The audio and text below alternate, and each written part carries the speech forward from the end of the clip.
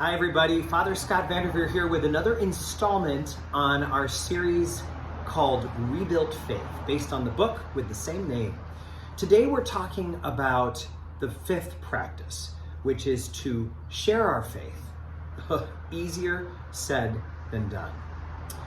Maybe it's because there are some denominations that go door to door, but a lot of us find the concept of sharing our faith distasteful. It sounds pushy. It sounds disrespectful. It sounds like it violates boundaries. Sharing our faith sounds to us like something that we should be very cautious about. And yet, I know that there are so many people who are mystified that people that they love, who have the values of a person with great faith, are not practicing their faith at all.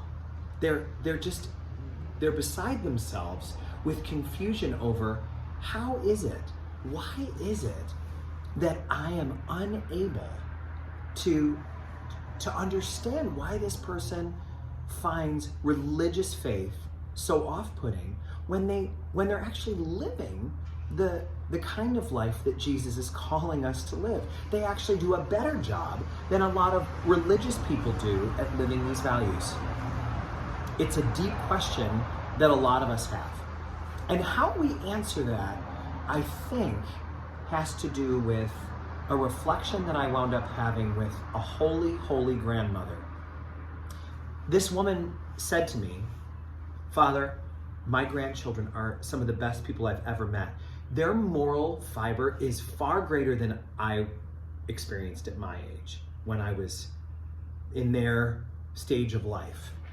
She said, when I was a young girl in the 40s and 50s, she said, I didn't have the depth that these kids have. I didn't have their commitment to the underdog.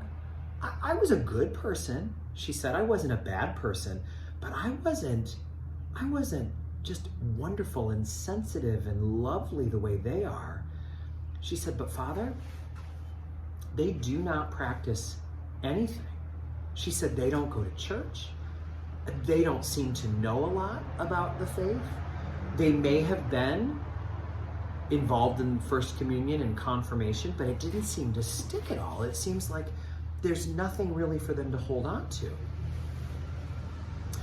But I had seen this woman interact with her grandchildren, and I knew that they loved her to pieces. I also knew that they were convinced of something that I think was true, and that is that their grandmother had some abilities that they lacked.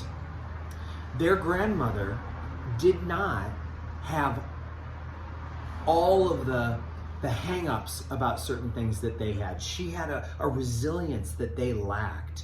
She had a wisdom that they noticed but didn't know how to access. And the way that showed up, that I had noticed from spending time with this family, is so often her grandchildren would say to her, Nana, I don't know how you do it. Nana, how is it that you live such a beautiful life? Nana, what's your secret? I don't know how you do it. And Nana did what I think all of us are trained to do. She said, oh, honey, only by the grace of God. I don't know. It's just, if it weren't for God's help, it's not me, it's God, it's the Lord, it's the goodness of the Lord.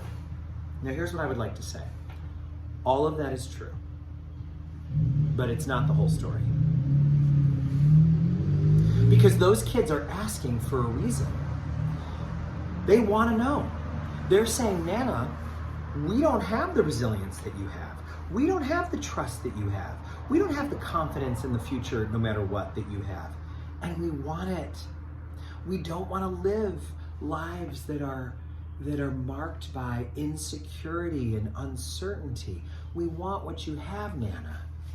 Nana, won't you tell us? And Nana played it small.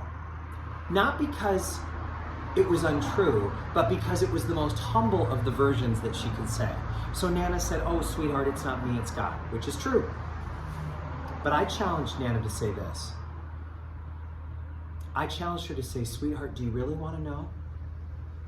then let me tell you. Let me tell you. Now here's the trick. Any of us could prepare for that talk. The thing that's hard is we're not going to be able to schedule it on a certain day of the week. We're not going to be able to prepare for it. We're not going to be able to know that it's coming. We're not going to be able to say, next Tuesday I'm going to talk to my granddaughter about this. It doesn't work like that. It happens out of nowhere. The kids ask us questions while we're washing dishes together at the kitchen sink after a family meal. It happens when we're in the car going to pick up a prescription from the drugstore. There's no warning at all. The grandchild signals that there's an opening by saying, Grandma, I don't know how you do it. How have you done it all these years? How have you overcome so much? That's when Grandma needs to say, sweetheart, do you really want to know? And of course the child is going to say, yes, I do want to know. It's my faith. It's the regular practice of my faith. It's going to church. It's worshiping God. It's believing in the things that my ancestors taught me and leaning into the trust that is owed to the higher power than I am. I allow God to direct me. I give God a chance to direct me by setting time aside every morning and every night. I have the pictures of the people who have died that were important role models for me framed and in special places, and I light candles by those pictures, and I talk to those people in heaven, and I ask them to guide me, and I ask Mary to be with me, to never let me be alone, and I turn to the strength that was given to me in my faith. I work at the food pantry 1 or 2 times a month. I'm involved in church ministries. I show up regularly. I find out when the church is open, and I go there and I sit for some minutes. I have friendship with other people who believe, and we strengthen each other during hard times. I could say a lot more, but of course, each person has their own story. But I know that's true about that woman. She's an incredibly faithful person, and that is how she's gotten through the loss of multiple children and a husband and so many other heartbreaks. She wouldn't have gotten to this stage of life with as much joy and as much hope and as much compassion for others if she didn't have the faith that she has. And so it's an act of kindness for her to say to her grandchildren, sweetheart, I could tell you the humble thing, which is, it's not me, it's God. And that's true. But I think because you really want to know, sit down and I will share.